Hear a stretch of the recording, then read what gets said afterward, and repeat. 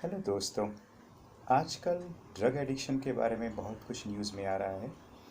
तो मैंने सोचा कि ड्रग एडिक्शन के बारे में कुछ बात करनी चाहिए। तो मैं उत्तम राइटर आपके सामने ड्रग एडिक्शन के बारे में बात करने के लिए आया हूँ। दोस्तों, सबसे पहले तो आप ये समझ लीजिए कि हमारे जीवन में जो तनाव होता है वो तनाव के कारण एडिक्शन होता है। ठीक है। और जब एडिक्शन होता है उसके कारण ज़िंदगी में तनाव होता है। तो पहली बात तो आपको ये समझ लेनी है कि आपको अपना बॉडी एक्सरसाइज द्वारा, फूड्स द्वारा और बाकी अन्य प्रोसेस द्वारा आपकी ज़िंदगी में आपको स्ट्रेस लाना ही नहीं है। यानी कि आप एडिक्शन से तो ऐसे ही दूर रह सकते हैं। अब दूसरी बात, एडिक्शन अगर हो गया है तो एडिक्शन हो गया है तो आपको सबसे पहले तो उसे एडमिट करना पड़ेगा कि भाई आप एडिक्ट हैं। जब तक आप एडमिट नहीं करेंगे आप इस प्रॉब्लम से मुक्ति नहीं पा सकते हैं। ठीक है। अगर मैं मानने के लिए रेडी नहीं हूँ कि मेरी लाइफ में कोई प्रॉब्लम है, तब तो फिर कोई कुछ कहना आगे बनता ही नहीं है। इसलिए अगर आपकी ज़िंदगी में एडिक्शन है तो आपको ये मान लेना बहुत ज़रूरी है कि भाई मुझे एक प्रॉब्लम है। ठीक है। अब हम लोग आगे देखते हैं कि भाई ये जो एडिक्शन है वो एग्जैक्टली इसके हिस्से क्या होते हैं। तो अगर देखा जाए तो एडिक्शन, कोई भी एडिक्शन हो, हम लोग यहाँ पे ड्रग एडिक्शन की बात कर रहे हैं, लेकिन वो स्मोकिंग की एडिक्शन हो या फिर अल्कोहल की हो या इवन गैम्बलिंग की हो या शॉपिंग की एडिक्शन हो, उसमें हमेशा दो हिस्से होते हैं।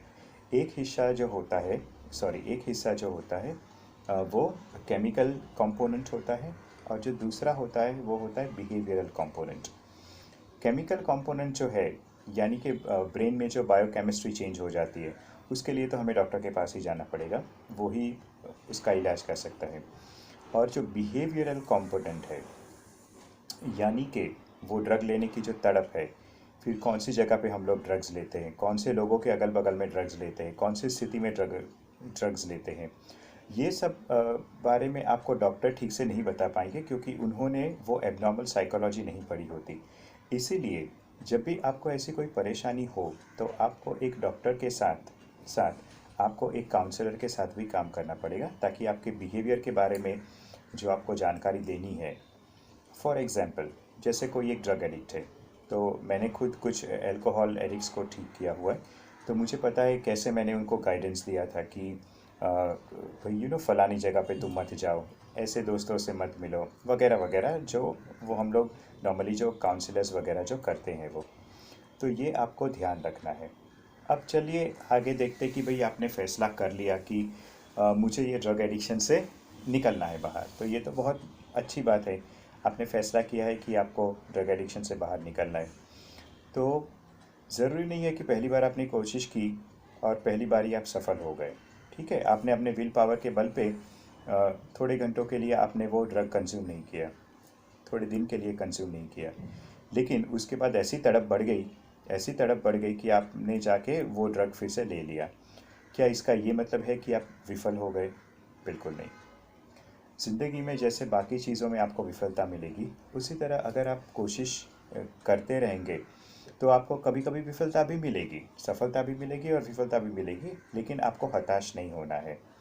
अगर आप 5 कदम आगे चलेंगे तो हो सकता है कि 2 कदम पीछे भी चले, लेकिन आप आगे बढ़ रहे हैं, वो उस पर फोकस करना बहुत ज़रूरी है।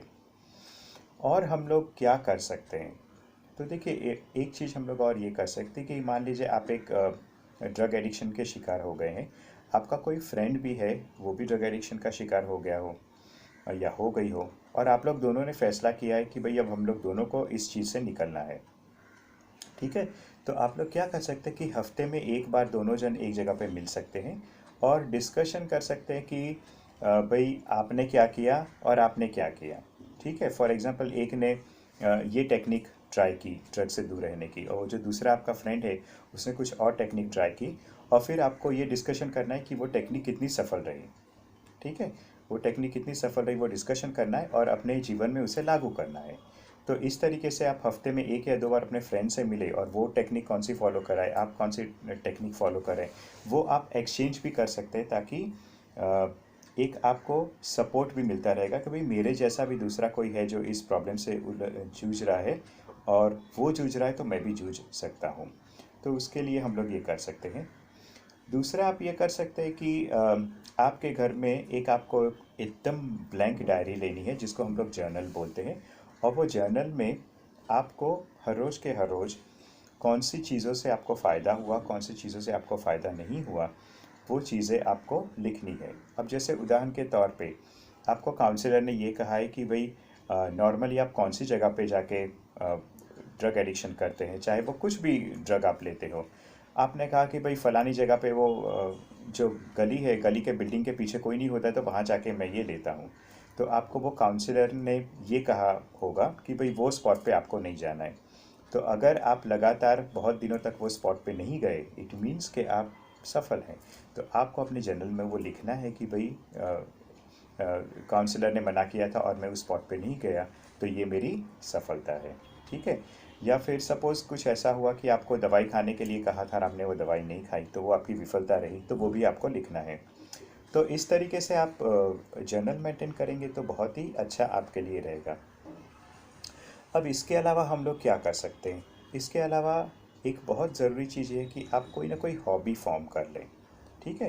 क्योंकि जब आप ड्रग एडिक्ट बन जाते हैं तो इतनी सारी आपका पूरा ध्यान 24 घंटे में जब आप सो रहे होते हैं उसको छोड़ के बाकी के टाइम में आपका ध्यान इसी बात में लगा रहेगा कि भाई नेक्स्ट डोज़ मुझे कब मिलेगा और कहाँ से मिलने वाला है। तो ये सब चीज़ों पे ही पूरा ध्यान चला जाता है। तो इसके बजाय क्यों नहीं कि कोई ऐसी हॉबी हम लोग फॉर्म कर लें जिसमें आपका टाइम अच्छा बीतता हो। जैसे कोई स्पोर्ट्स ले लें, जैसे आपने क्रिकेट खेल लिया, फुटबॉल खेल लिया, बैडमिंटन खेल लिया, स्विमिंग कर लिया। ऐसा कुछ हॉबी आप बनाइए कि जिससे आपका ध्यान उस पर डाइवर्ट हो जाए।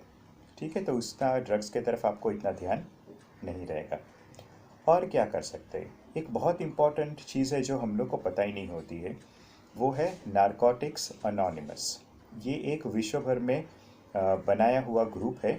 जो लोग ड्रग एडिक्शन से जूझ रहे हैं उनके लिए ये नारकोटिक्स अनोनिमस ये एक ऑर्गेनाइजेशन है जिसकी मीटिंग्स होती है। उनकी मीटिंग्स या तो वीकली होती है, 15 दिन में एक बार होती है, महीने में एक बार होती है। ये आपको पता लगाना पड़ेगा। और आप गूगल में चेक करेंगे तो विश्व भर में हर एक शहर में लगभग नारकोटिक्स अनोनिमस की मीटिंग्स होती है। आजकल शायद ऑनलाइन मीटिंग्स होती होगी। लेकिन अगर आप वाकई सोच रहे हैं कि आपको इस ड्रग एडिक्शन के प्रॉब्लम से निकलना है, और अगर आप डॉक्टर के पास नहीं जा पा रहे हैं, काउंसलर के पास नहीं जा पा रहे हैं और कुछ समझ नहीं आ रहा है क्या करना है, तो आपको सबसे पहले वो गूगल में जाइए और नारकोटिक्स अनोनिमस का जो चैप्टर है, इंडियन चैप्टर, यानी कि इंडिया में जो उसकी संस्था है उसको आप देखिए, आपका शहर देखिए। अगर आप मुंबई में रहते हैं तो मुंबई शहर का जो नंबर है वो देखिए, नंबर घुमाइए और उनसे बातें कीजिए।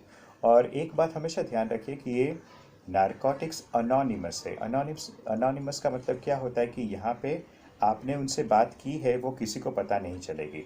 क्योंकि कई बार क्या होता है कि लोगों को बहुत शर्मिंदगी महसूस होती है कि भाई मैं ड्रग ले रहा हूँ तो मैं किसी के सामने क्यों जाऊँ, कोई मेरे बारे में क्या सोचेगा, मैं तो एकदम समझ लूँगा कि लोग मुझे बहुत ही अलग नज़रिए से देखेंगे। तो ये सब के डर से लोग कुछ करते ही नहीं हैं। लेकिन नारकोटिक्स अनोनिमस का मतलब ही ये होता है कि अनोनिमस यानी कि अज्ञात। आपकी जो आइडेंटिटी है वो कभी किसी को नहीं बताते हैं। इवन वहाँ पे भी आप जब मीटिंग्स में भी जाएंगे तो आइडेंटिटी प्रोटेक्ट करने का वो पूरा उनके पास वो सिस्टम है, तो आप आराम से जा सकते हैं। और फाइनली और एक बात मैं ये बताना चाहूँगा कि कोई भी एडिक्शन आप छोड़ने की कोशिश कर रहे हैं, ठीक है, अब जैसे यहाँ पे हम लोग ड्रग्स की बात कर रहे हैं, तो कोई भी एडिक्शन छोड़ने की कोशिश कर रहे हैं तो सबसे पहले तो अगर आप शराब पी रहे हैं, चाहे कोई भी मात्रा में पी रहे हैं, वो शराब पीना बिल्कुल छोड़ दीजिए। दोस्तों, मैं आपको सच कहता हूँ कि जब तक आप शराब पीते रहेंगे आपका वो विल पावर बन ही नहीं पाएगा कि आप कुछ भी बड़ा एडिक्शन छोड़ सकें। क्योंकि विल पावर डेवलप करने के लिए आपको अल्कोहल छोड़ना ही पड़ेगा। और अल्कोहल एक ऐसा विष है जो आपको विल पावर डेवलप नहीं करने देगा। और विल पावर डेवलप नहीं होगा तो आप कभी ड्रग एडिक्शन से मुक्ति नहीं पा पाएंगे। तो दोस्तों, मुझे उम्मीद है कि ये ड्रग एडिक्शन की मैंने जो थोड़ी बहुत मुझे समझ थी, जो मैंने चर्चा की, तो आपका अगर कोई दोस्त ड्रग एडिक्शन से जूझ रहा हो तो उससे भी आप ऐसी चर्चा कीजिए और उससे भी जानकारी दीजिए। हो सकता है पहला कदम ही उसका नारकोटिक्स अनोनिमस को फ़ोन करने से हो पड़े। और एक आपका फ्रेंड अगर ड्रग एडिक्शन से बाहर निकलता है तो आप समझ लीजिए कि वो सिर्फ एक इंसान को खुशी नहीं मिल रही है। अगर एक एक प्यारा इंसान ड्रग एडिक्शन से बाहर निकल रहा है, उसके सारे परिवार वालों को खुशी मिल रही है, उसके दोस्तों को खुशी मिल रही है, उसके जो रिश्तेदार है उसको खुशी मिल रही है, उसके जो अड़ोस पड़ोस में लोग जी रहे हैं उससे खुशी मिल रही है, वो जिस जगह पे ऑफिस में काम कर रहा है वहाँ लोगों को खुशी मिल रही है, समाज को खुशी मिल रही है, पूरे राष्ट्र को खुशी मिल रही है। ठीक है। तो आप हमेशा ये सोचिए कि किस तरीके से अगर आप एक इंसान की मदद कर रहे हैं तो वो इंसान अगर ठीक हो जाता है तो कितने सारे लोगों को खुशी मिलती है। और ये तो आप अनुमान ही नहीं लगा सकते कि वो इंसान खुद उसे कितनी खुशी मिलेगी, ये तो बस वही बता सकता है। तो दोस्तों बस मैंने यही देखा कि आजकल ड्रग एडिक्शन की बहुत चर्चा हो रही है। तो मैं उन लोगों में से नहीं हूँ कि हमेशा ये जो प्रॉब्लम है उसको प्रॉब्लम की डिस्कशन हो। हमेशा वो प्रॉब्लम की सॉल्यूशन होनी चाहिए, और सॉल्यूशन मैंने इस वीडियो में शेयर किया है। तो उम्मीद है कि इसके बारे में आप ये वीडियो भी किसी को फॉरवर्ड चाहे तो कर सकते हैं, या फिर आप खुद ये वीडियो देखने के बाद किसी के साथ डिस्कशन कर सकते हैं। हो सकता है आपके एक डिस्कशन से किसी की ज़िंदगी बदल जाए। Bye bye.